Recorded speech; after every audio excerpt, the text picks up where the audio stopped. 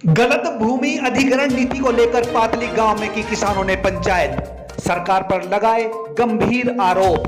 किसानों से 55 लाख एकड़ के हिसाब से जमीन लेकर फ्लिपकार्ट कंपनी को बेचा 3.25 करोड़ एकड़ के हिसाब से। सरकार को दी चेतावनी, सरकार सुधर जाए वरना भुगतना होगा अंजाम।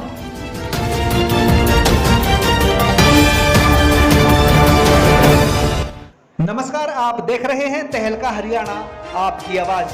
प्रदेश सरकार द्वारा गांव पातली हाजीपुर के किसानों की 140 एकड़ भूमि औने पौने दामों में अधिग्रहण करके फ्लिपकार्ट कंपनी को करीब 3.25 करोड़ रुपए की दर से प्रति एकड़ भूमि बेचने के मामले को लेकर इलाके के किसानों में भारी रोष व्याप्त है, जिसको लेकर शनिवार को गुरुग्राम पटौदी रोड पर केएमपी टोल अदानी कंपनी के समीप किसानों की महापंचायत का आयोजन किया गया, जिसकी अध्यक्षता चरखी दादरी से निर्दलीय विधायक सोमवीर सांगवान ने की। पंचायत में दूर दराज से सैकड़ों किसानों ने सर्वसम्मति से निर्णय लिया कि सरकार के विरोध में 26 नवंबर 2021 को गुरुग्राम के राजीव चौक पर एकत्र होकर जिला उपायुक्त को महामहिम राष्ट्रपति के नाम ज्ञापन सौंपकर किसानों को उनकी जमीन वापस देने की मांग करेंगे।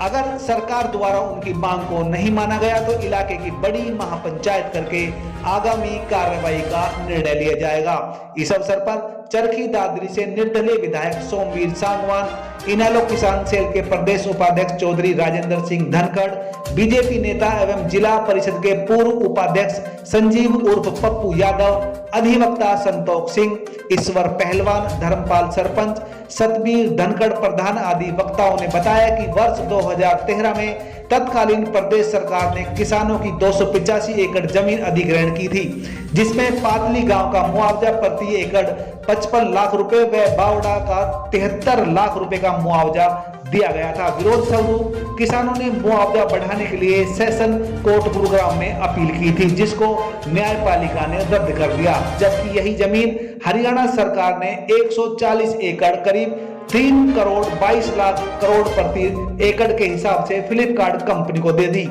जमीन को 6-7 सालों में ही सरकार कई गुना दाम पर कंपनी को देकर किसानों को नुकसान पहुंचाने का कार्य किया है। किसान सरकार द्वारा अपनाई गई कुरीतियों से अपने आप को ठगा सा महसूस कर रहे हैं। हैरत की बात यह है कि सरकार ने जिस उद्देश्य से किसानों की जमीन अधिग्रहण की थी उस पर खरा नहीं उतरी।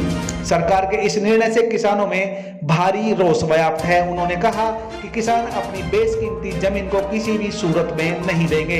इसके लिए वह बड़ी से बड़ी कुर्बानी देने के लिए तैयार हैं। इस मौके पर कृष्ण पंडित पातली, जयप्रकाश जागर, कांग्रेस के पूर्व ब्लॉक अध्यक्ष सुनील यादव, मोहम्मदपुर ऊषा सिरोहा, अधिवक्ता राहुल, सरपंच वीर सिंह, दिनेश कुमार, महेंद्र कुमार, सरपंच इंद्रजीत शर्मा, सेहतपुर मोहम्मदपुर, विकास सरपंच खेड़ा झांझरोला, झंडूसराय के सरपंच अनिल यादव, धर्मवीर पातली, मतादीन प्रजापति आदि मौजूद थे।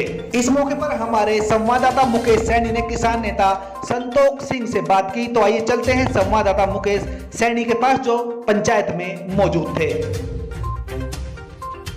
पंचायत हुई है पातड़ी में, उसमें निर्णय लिया गया है। सरकार को से मांग की गई है कि सरकार ने जो जमीन अमेरिकी कंपनी फ्लिपकार्ट को आवंटित की है वो आवंटन रद्द किया जाए और किसानों की ज़मीन वापस दी जाए, क्योंकि सरकार ने जिस पर्पज़ के लिए ज़मीन एक्वायर की थी वो उद्देश्य के लिए सरकार ने इस्तेमाल नहीं की, इसलिए किसानों की ज़मीन वापस की जाए। कितने समय पहले की गई थी ये एक्वायरमेंट?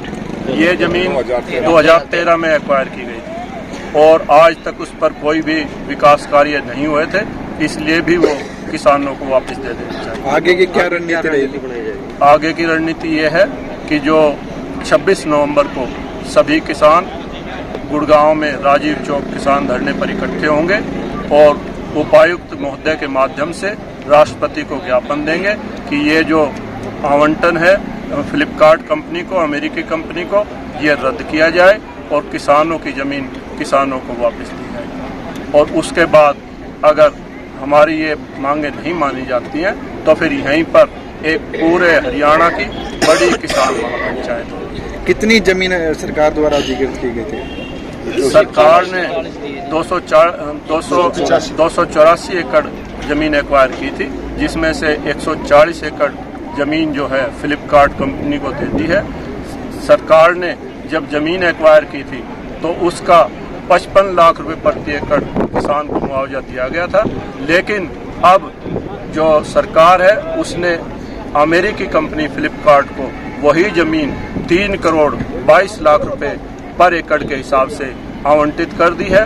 ये भी एक बड़ा इसमें धोखाधड़ी है, क्योंकि जब भी कोई विदेशी किसी भी कंपनी को कोई ज़मीन दी जाती है तो उसकी खुले में बोली होती है, लेकिन ये पहला केस है कि इसमें ज़मीन आवंटित की गई है, ना कि बोली लगाई गई है। ठीक।